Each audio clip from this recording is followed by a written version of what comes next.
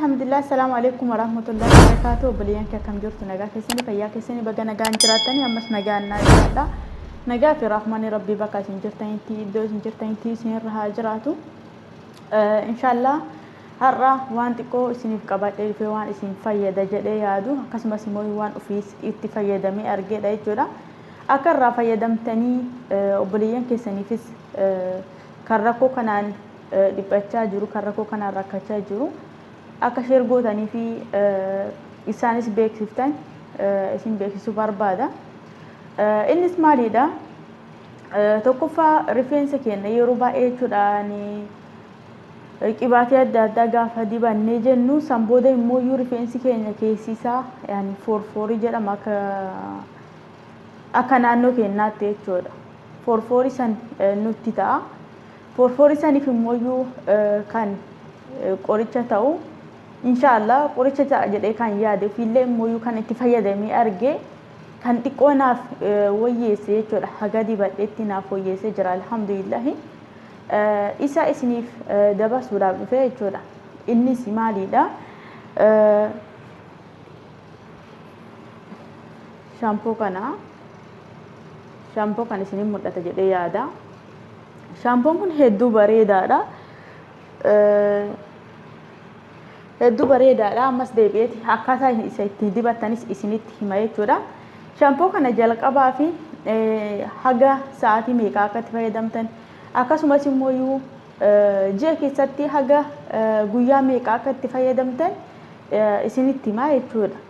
Inshallah jalqaba shampoo akkaataa inni itti dibattanii shampoo harka keessanitti buufattanii eega harka keessanitti buufattanii kaatanii rifeensa keessan keessa akkas gootan jechuudha. Keessa seensiftanii qaccee rifeensa qofa osoo hin taane rifeensa keessa hidda rifeensa maaliif jennaan forforiin gaafa namatti ba'u qaccee irra osoo hin taane hidda rifeensaa kana keessaa sitti ba'a jechuudha.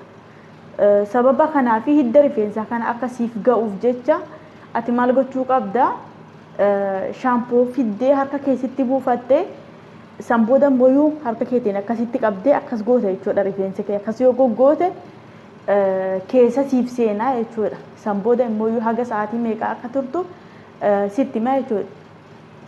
Haga sa'aatii amma fakkeenyaaf sa'aatii tokkollee yoo turuu dandeesse yoo na eenyu jedha jettee jechuudha.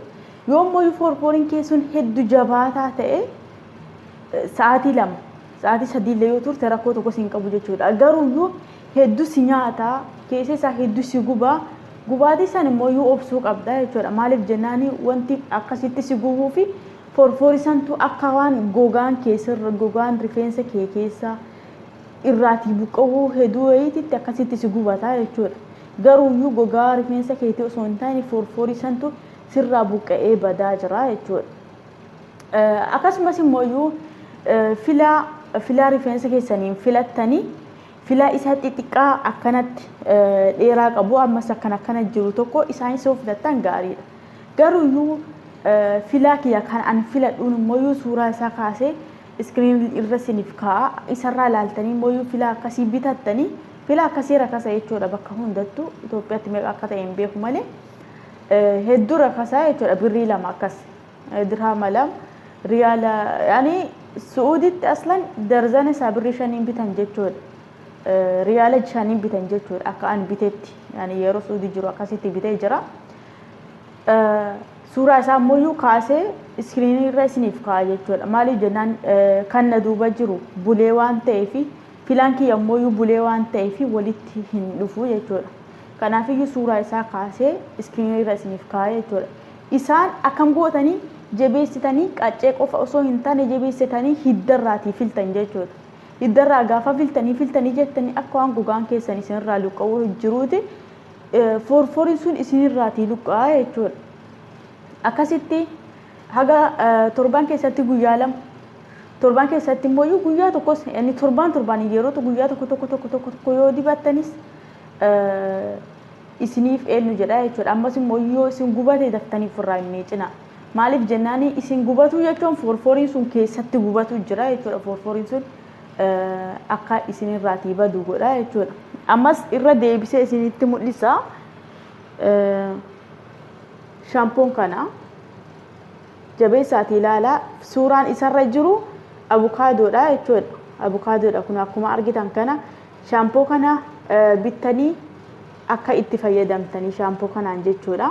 Kun akkuma asii arguu jirtan kana bitaati itti fayyadamaa obboleeyyan keessaniifis sheer godhaa haa itti fayyadamanii maaliif jennaaniin hedduu aniinu hedduu isa waliin rakkadhee jira jechuudha. Yaannu forforii kana waliin hedduu rakkadhee amma alhamdulillahi sababa obboleettiin kiyya takkanatti himteeni rifeensa kiyya dibadhee naaf sirraa'uu danda'ee jira jechuudha. Sababa kanaaf isinis akka dibattanii irraa fayyadamtan isiniin jedha. Kanuma barumsa har'a qabadhee dhufee barumsa biraatiin hanga walitti deebinutti. Assalaamu alaykum wa rahmatullahi wa barakaatuh.